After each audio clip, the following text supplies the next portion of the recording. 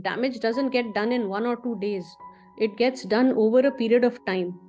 And we start talking about air quality index in the winters when the smog is more, etc. But the exposure is happening throughout the year. The worry of developing early COPD, of having small lungs, as a result of that, their lung function is poorer compared to someone who wasn't exposed to air pollution, is definitely there.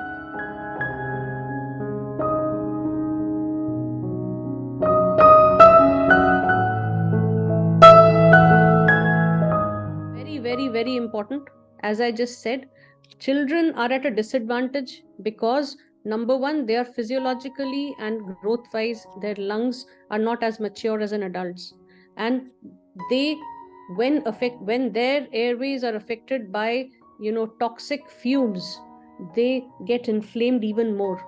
So constant exposure to toxic fumes results in very early childhood in small lungs, and there is more and more information that these small lungs actually can develop COPD much earlier in age than would be expected if an adult was exposed to these toxic fumes. So the worry of developing early COPD, of having small lungs, as a result of that, their lung function is poorer compared to someone who wasn't exposed to air pollution, is definitely there. So overall growth can suffer. Number two, recurrent chest infections, runny nose, allergic rhinitis, these symptoms affect their growth when they need to be healthy and they need to be able to play and run about as children. Those who are at risk for asthma, their asthma can worsen. Childhood asthma can worsen as a result of these things. School days can be reduced, and their overall quality of life can be decreased in these. And most importantly, these children need to go to school, and the time that they need to go to school, say they are waiting for a bus at the bus stop, that is when most of the pollution, they are exposed to pollution for a much longer time.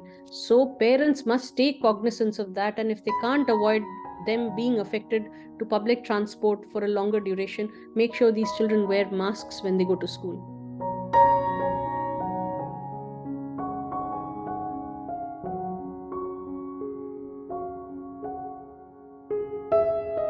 Very importantly, that we don't realize that damage doesn't get done in 1 or 2 days.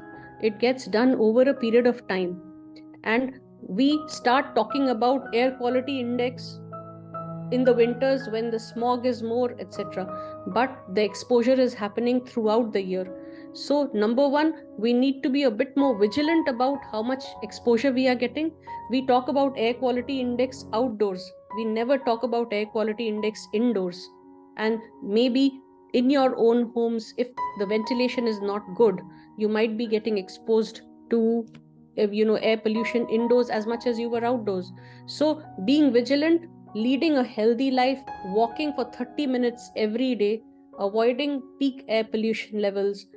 If you have underlying airways disease like COPD or asthma, keeping it well controlled with inhaled therapy as advised by your doctor, getting your influenza and pneumonia vaccinations on time, and as well as, if there are try to build greenery around you as much as you can.